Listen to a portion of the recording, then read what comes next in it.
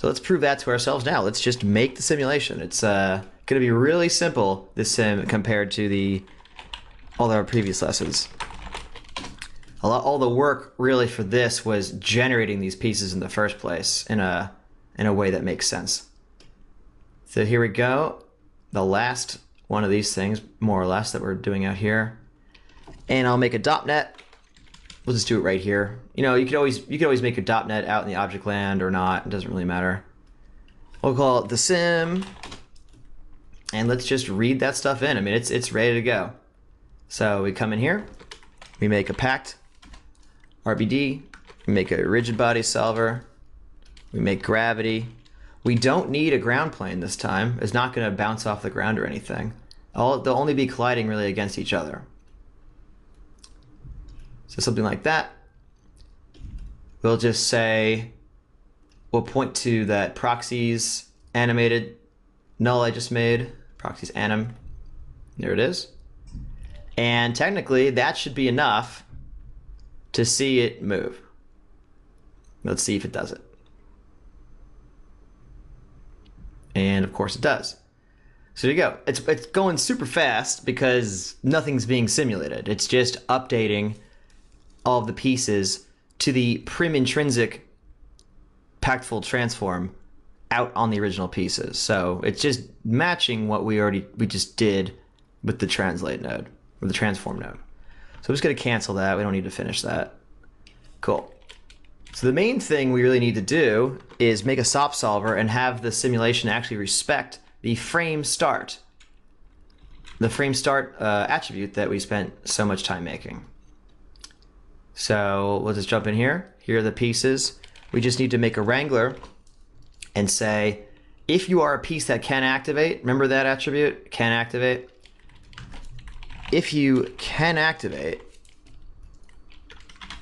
then you get a chance of activating, which will simply be, hey, if the frame is bigger than the start frame, that's basically it. And we just say, you're active now. Done. That's literally it. That's all we're gonna do in here. And never coming back.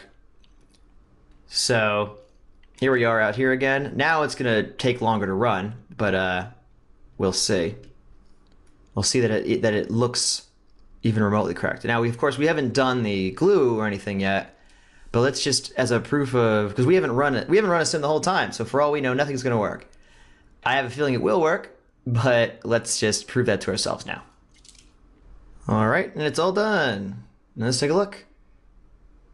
Pretty cool. So no problems, nothing exploded. We see everything working, you know, how it should, meaning it starts in the middle, moves off to the side.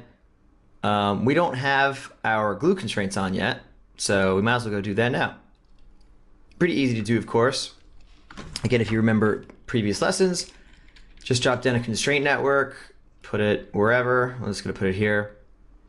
And we'll put down a glue constraint relationship itself, connect that to the middle, and we call it glue because that's actually what we had called it over here in this constraints area. So if I flip over to it,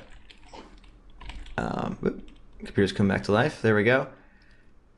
Constraint name equals glue, so that's what matters. And in fact, we can prove that to ourselves by maybe turning the display of this off for a minute. And there's my constraints there. Red, because that's the color here. Remember to change strength back to 1, because this number is multiplied by our strength attribute. So we don't want it to be 10 million times 10,000. The propagation rate can stand to be 0.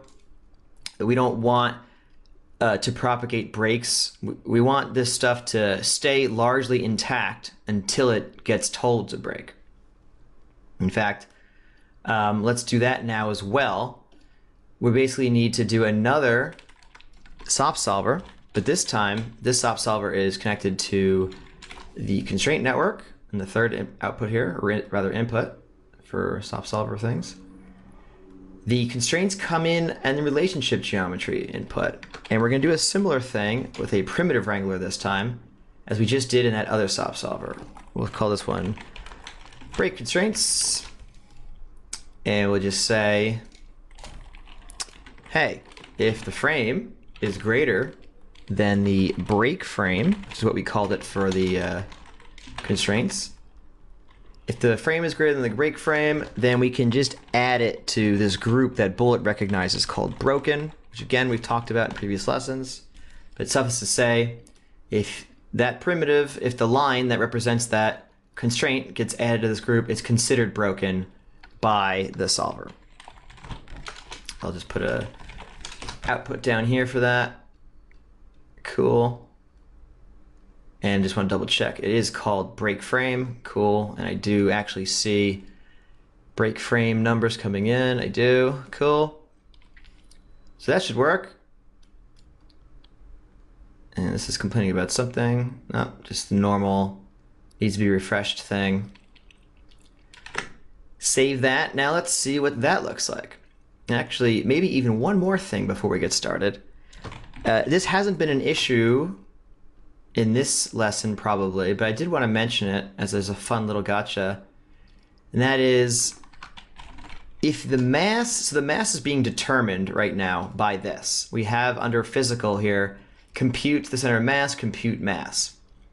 It's basically to look at the volume of the piece and say how much mass it is, depending on how big it is, and this density here. The thing is, the mass that's calculated can be so low that it is nothing, that it is literally zero. And Bullet, ever since the beginning of Bullet began, it will consider that object as a static object if it has a mass of zero. So every once in a while, you might get caught on that gotcha. So we're just gonna make another SOP solver here that only runs on the first frame. And it's gonna have to come in this post thing here because it's gonna calculate the mass on the first frame, and then we're gonna check the mass ourselves and make sure that it's not zero. So enable solvers is SF is 1 if it is the first frame, and because it is the first frame right now, it is 1. And you can see if I go to the next frame, this will become 0 once it comes back to us here. Cool. So we can, has been proven true. So inside here, I just real quick, just put down another point wrangler and say, let's say check mass. We'll just make sure on that first frame that the mass is equal to whichever value is bigger, the mass that as determined or some very small value, something like that. Just to make sure that anything that was 0 is now has something, even if it's very, very small. So that might help you. It wasn't necessary for mine, but I've certainly had that come up before. So it's just good to have it there and have it built into all your various setups when you're dealing with very small pieces like this, especially ones that are being procedurally generated and you don't know. Now, we did end up deleting most of the small ones, so I don't think that's going to be an issue, but just couldn't hurt to have. Cool. So we got the glue, we got it all there. Let's see what this looks like with the glue constraints now. I'll close this first. Let's just check that constraint network here and see that I don't really need to see the guide stuff anymore, so I'll just turn that off. And let's see what we get.